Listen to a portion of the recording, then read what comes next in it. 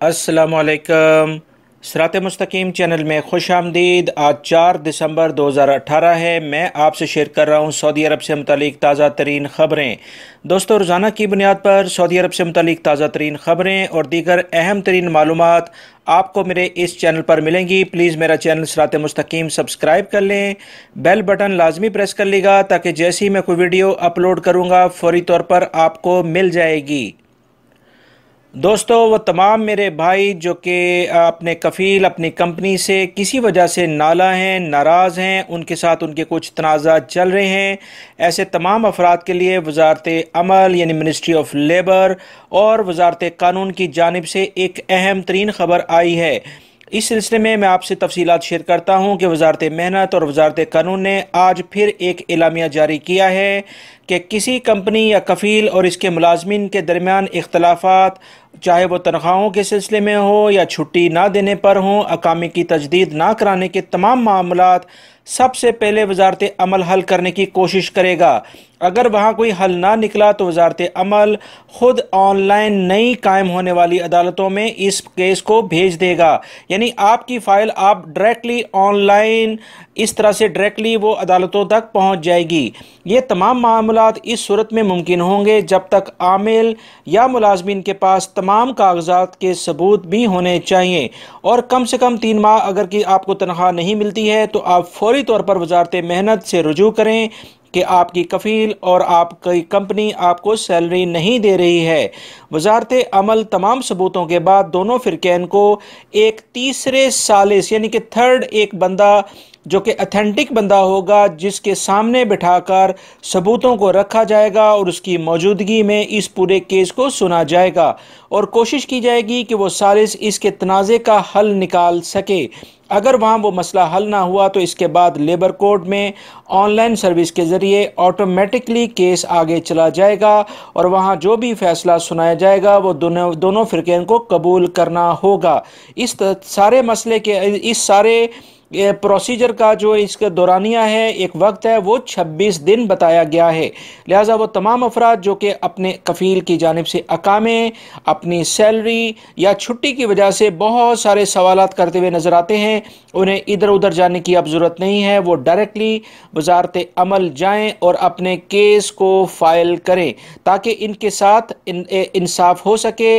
आप याद रखिएगा कि अपनी सैलरी की कोई स्लिप या कोई कॉन्ट्रैक्ट पेपर या कोई ऐसा डॉक्यूमेंट्स आपके पास ज़रूर होना चाहिए जिससे ये साबित हो कि कफ़ील या कंपनी ने आपके साथ ज़्यादती की हुई है। दोस्तों, इस बारे में मज़ीद जैसी कोई इतलात आती हैं मैं आप हज़रात से शेयर करूँगा। उम्मीद करता हूँ मेरी इस वीडियो को आप लाइक ज़रूर करेंगे और अब हम डालते हैं मज़ीद आज की दीगर ख़बरों पर एक नज़र। दोस्तों, जवाज़ात ने एक बार फिर एलामिया जारी किया है कि अगर किसी भी शख्स की फ़ैमिली ममलिकत से बाहर छुट्टी पर गई है तो इनके अकामों की तजदीद यानी रिन्यू बैरून मुल्क में होने की सूरत में भी हो सकती है। इन अकामों की तजदीद के लिए फ़ैमिली के सरबराह का ममलिकत में होना ज़रूरी है और अगर फ़ैमिली का सरबराह फ़ैमिली मेम्बर्स का एग्ज़िट री एंट्री में इजाफ़ा करना चाहता है, वो जितने अरसे बाहर गए थे उसमें वो इजाफ़ा करना चाहता है तो उसे वजारत ख़ारजा से राब्ता करना होगा। वहाँ पर एक फॉर्म है, उसको फिल करके जमा कराना होगा। उसके बाद ही उनका एग्ज़िट री एंट्री वीज़े में इजाफ़ा हो सकता है। इसमें अबशर अकाउंट के ज़रिए इस फैमिली का सरबराह इस छुट्टी में जो भी उन्होंने वो एग्ज़िट री एंट्री वीज़े की जो मुद्दत थी उसमें इजाफ़ा नहीं कर सकता है। इसका सिर्फ़ और सिर्फ इख्तियार सऊदी वजारत ख़ारजा को है और वो इस सिलसिले में जो भी उसकी कुछ चार्जेस हैं उसमें वो पे करने के बाद वजारत ख़ारजा इसको वजारत दाखिला को रेकमेंड करता है कि इसकी जो एग्ज़िट री एंट्री वीज़े की मुद्दत है उसमें इजाफ़ा कर दिया जाए। लिहाजा ये एक बहुत अहम ख़बर है कि बैरून मुल्क अगर किसी भी शख्स की फ़ैमिली चली गई है तो उनके अकामे तजदीद हो सकते हैं। दोस्तों, मैं आप हज़रात से एक बहुत अहम तरीन एक और ख़बर शेयर करने जा रहा हूँ कि इस वक्त बहुत से खलीजी ममालिक में गैर कानूनी गैर मुल्कियों के गिर्द घेरा तंग किया जा रहा है। सऊदीया, यूएई और दीगर बहुत से खलीजी ममालिक के अंदर गैर मुल्की गैर कानूनी लोगों को जो मोहलत दी गई थी कि वो मुल्क खुद ही छोड़कर चले जाएं या फिर अपने तमाम कानूनी डॉक्यूमेंट्स मुकम्मल कर लें और कानूनी तौर पर इन ममालिक में रहें। इस तमाम खबरों के बाद अभी एक ताज़ा तरीन खबर आई है कि ओमान से खबर ये है कि 25 नवंबर से लेकर 1 दिसंबर तक शुरू होने वाली मुहिम के दौरान तकरीबन 600 के करीब गैर मुल्कियों को डिपोर्ट किया जा चुका है। 412 गैर मुल्कियों को लेबर कवानीन की खिलाफ वर्जी करने पर गिरफ्तार किया गया, यानी वो अपने अकामे, अपने कफ़ील और अपने प्रोफेशन के लिहाज से काम नहीं कर रहे थे, लिहाजा उन्हें गिरफ्तार कर लिया गया है। इसी सिलसिले में पिछले दिनों सऊदी अरब में भी कुछ तकरीबन 3.5 लाख अफराद ऐसे पकड़े गए हैं जो कि 21 लाख अफराद में से शामिल थे जो कि गैर कानूनी तौर पर दूसरी जगह पर काम कर रहे थे। याद रखिएगा, एक वक्त ये कॉन्सेप्ट था कि आज़ाद काम करने वाले अफराद ये कहलाते थे, अब ये आज़ाद काम करने वाले अफराद गैर कानूनी अफराद कहलाते हैं। ऐसे तमाम अफराद जो कि उनके पास अकामे की फैसिलिटी भी है, उनके पास अकामा भी जेन्युइन है, मगर वो अपने मैनी अपने प्रोफेशन के लिहाज से काम नहीं कर रहे थे और अपने कफ़ील अपने कंपनी के पास काम ना करने की वजह से ना सिर्फ सऊदीया बल्कि दीगर ममालिक जो गल्फ़ कंट्रीज़ हैं उनके अंदर भी ऐसे अफराद को अब बिल्कुल ये सहूलत नहीं मिल रही है।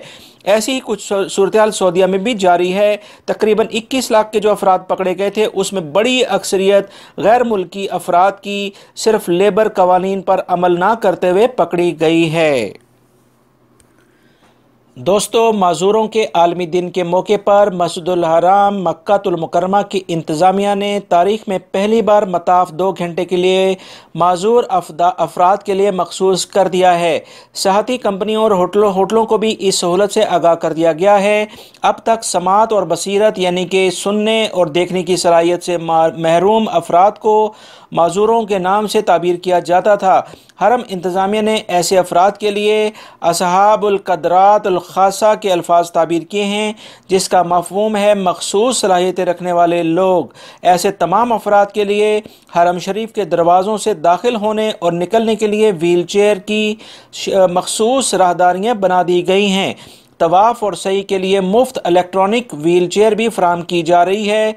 नाबीनाओं के लिए कुरान करीम और दीगर दीनी कुतुब भी मौजूद हैं। दोस्तों, असीर रीजन के नायब गवर्नर ने उकबा ज़िले को रोज़ाना की बुनियाद पर 2 मरतबा खोलने की हिदायत जारी कर दी हैं। यह रास्ता रोज़ाना फजर के बाद से सुबह 7 बजे तक खोला जाएगा और फिर दोपहर 12:30 बजे से रात 2 बजे तक खोला जाएगा। इस रास्ते की बंदिश की वजह से असीर और जजान रीजन के बाशिंदों को काफ़ी मुश्किलात का सामना था। इस रास्ते को इस्लाह मरम्मत यानी इसकी मेंटेनेंस के लिए इसे जुज़वी तौर पर बंद किया था, जो कि अब पार्शली खोला जाएगा। दोस्तों, सिक्योरिटी इदारों की शानदार कार्रवाई के नतीजे में जद्दा से इंतहाई मतलूब शख्स को गिरफ्तार कर लिया गया है। यह शख्स जद्दा के होटल में क़याम पजीर था और एक 14 साल लड़के को अपनी ढाल बनाए हुए था, जिसकी वजह से सिक्योरिटी इदारे इसे गिरफ्तार नहीं कर पा रहे थे। बिलाखिर एक कामयाब कार्रवाई करते हुए इस शख्स को गिरफ्तार कर लिया गया है। इस कार्रवाई में एक एहलकार के शहीद होने की भी इतलात हैं। रफ़ा के इलाके से खबर आई है कि एक शख्स जो कि लक्सिस गाड़ी चला रहा था, अचानक इसकी गाड़ी बेकाबू होकर किचन की मसनूआत के शोरूम में घुस गई। इस हादसे के नतीजे में गाड़ी को तो ज़्यादा नुकसान नहीं हुआ, लेकिन शोरूम में काफ़ी टूट फूट देखने में आई है, जो कि इस तस्वीर में भी आप देख सकते हैं। दोस्तों, वजारत टेलीकॉम और इंफॉर्मेशन टेक्नोलॉजी की रिपोर्ट के मुताबिक तमाम ममलिकत में इस साल की तीसरी छमाही में मोबाइल सार्फिन में 1.2% कमी रिकॉर्ड की गई है। ये कमी मुसलसल देखी जा रही है। 2018 की दूसरी छमाही में सार्फिन की तादाद 4,30,50,000 के करीब थी, जबकि तीसरी छमाही में यह तादाद 4,20,00,000 पर रिकॉर्ड की गई है। इस कमी की एक बहुत बड़ी वजह गैर मुल्कियों का सऊदी अरब से टैक्सेस लगने के बाद चले जाना है। दोस्तों, सऊदी इलेक्ट्रिक कंपनी ने अपने घरेलू सार्फिन के लिए एक नई सर्विस शुरू कर दी है, जिसकी बदौलत जो कस्टमर्स हैं बिजली के खर्च, इसका दौरानिया, मीटर की फ़ीस, इसके बिल पर लगने वाले वैल्यू एडेड टैक्स अगले आने वाले बिल का तखमीना, बिजली की रफ्तार और इस किस्म की बहुत सी सहूलियात यानी मालूमात हासिल कर सकते हैं। इस सर्विस का नाम हासबती रखा गया है, जिसे www.hasbati.com वेबसाइट से जहां पर यह सर्विस हासिल की जा सकती है।